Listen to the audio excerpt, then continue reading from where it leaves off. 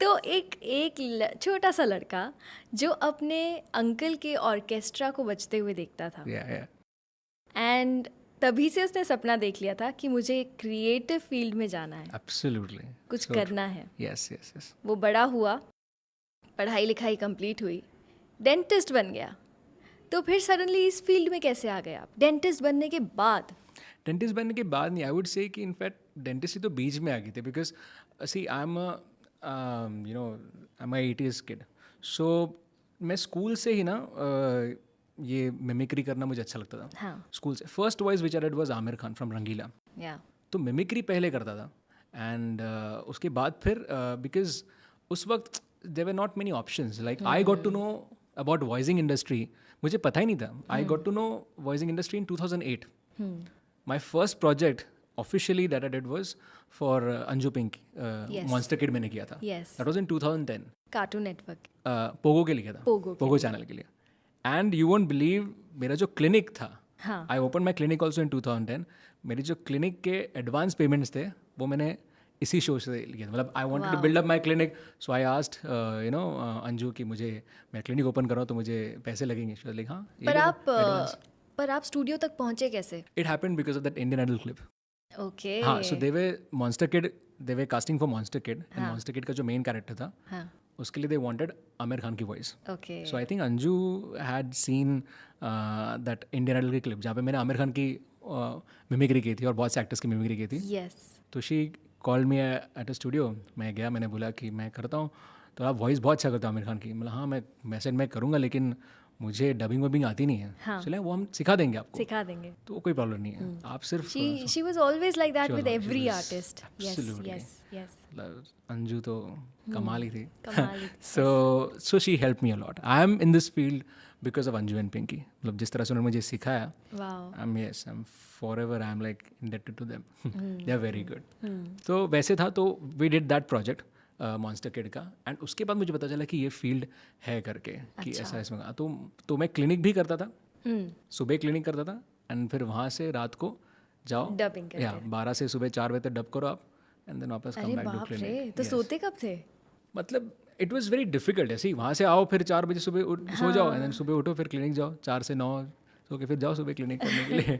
And how was the experience, first day in the studio, first time on the mic, dubbing for a character जो अलग दिख रहा है, cartoon दिख रहा है, पर आपको आमिर खान की तरह बोलना है?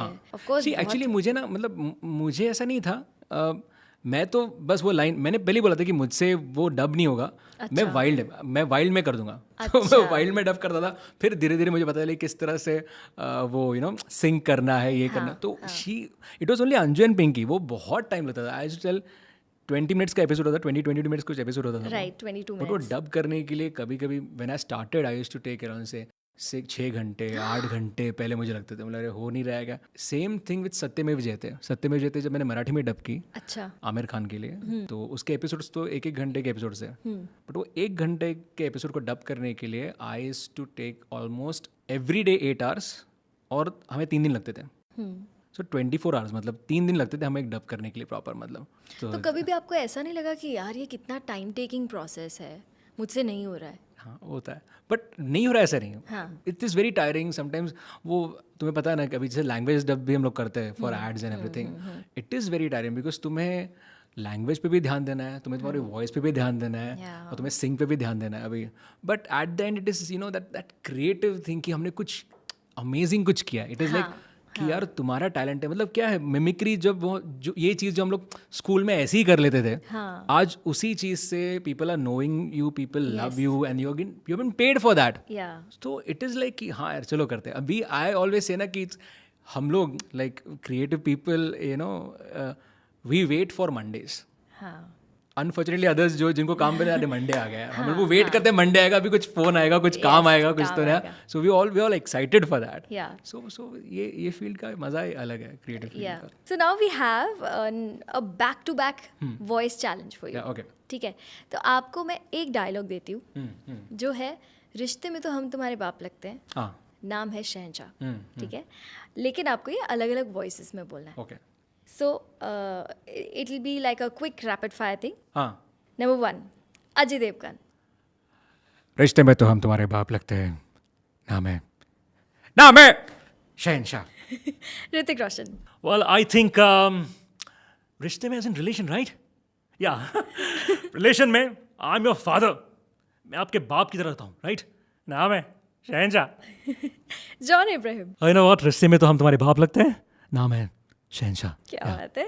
नवाजुद्दीन सिद्दीकी। भाई रिश्ते में तो मैं तुम सबका बाप लगता हूँ, क्योंकि माँ का, भाई का, बाप का, सबका बाप एक ही है, नवाजुद्दीन सिद्दीकी, समझा? पंकज त्रिपाठी। रिश्ते में तो क्या, मैं आपका बाप हूँ, ठीक है? सब चीज़ में मैं बाप हूँ, मेरे से बेटर कोई है नहीं। बस ये हो गया पंकज त्रिपाठी का डायलॉग, खत्म। आमिर खान। यार रिश्ते में तो आई थिंक बाप कुछ ज़्यादा बड़ा हो जाओ नहीं। बाप नहीं, मैं आपका भाई हूँ, because I think I am quite young. नहीं, बाप नहीं, बिल्कुल नहीं। ओके। टाइगर श्रॉफ।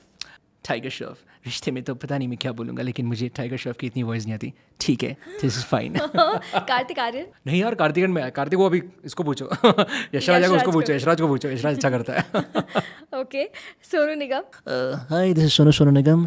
रिश्ते में तो मैं आपका बाप लगता ही हूँ, लेकिन सिंगिंग में इनफैक्ट मैं ज़्यादा सबका बाप हूँ, है ना? मेरे से बेटर कोई गा नहीं सकता, क्योंकि मैं बहुत कमाल का गाता हूँ, क्योंकि जो है शमा कल हो ना हो। वाओ। ओके। इमरान हाशमी। रिश्ते में तो मैं सबका बहुत ना कुछ लगता हूँ, है कि नहीं? नाम है इमरान। वाओ। ये डायलॉग आप गौर गोपाल दास जी की आवाज़ में बोल सकते हैं। गौर Gopal Das, okay. You know what, रिश्ता इज एब्सोल्युटली फाइन, राइट? रिश्ता यानी कि relation, ladies and gentleman, relation is very important, right? कोई किसी का बाप लग सकता है, कोई किसी की माँ लग सकती है, but relation is really really important, okay? And अगर मैं किसी का बाप लगता हूँ तो मुझे बोलेंगे शहनशाह, राइट? आई एम शहनशाह, राइट? सुपर्ब। नेक्स्ट है शाहिद कपूर। यू नो रिश्ते में it's very important, right? Because रिश्ते में ना मेरे सिर्फ बच्चे हैं यार, मैं उनका ही बाप लगता हूँ, right? And you know lot, you know कुछ भी करना, लेकिन यू नो प्रीति को कुछ में बोलना, ओके? बट आई एम रिश्ते में सबका बाप हूँ मैं, सबका, कमाल कहना लाइक दैट। अनिल कपूर। यार रिश्ते में क्या है भाई, 3 बच्चों ऑलरेडी बाप हूँ यार, but I am not that old, I am very young, you know. So रिश्ते में तो मैं तुम्हारा बाप लगता हूँ, मेरा नाम है अनिल कपूर, एकदम Chagas. Okay. A.R. Rahman. You know, it's absolutely fine. You know, like rishta is like relation. I think in relation, it's really important that what you're trying to do is like try to make music every time. So be it music or be it relation, I'm the best. I'm sabka baap. I'm the Shahenshaह. Yeah.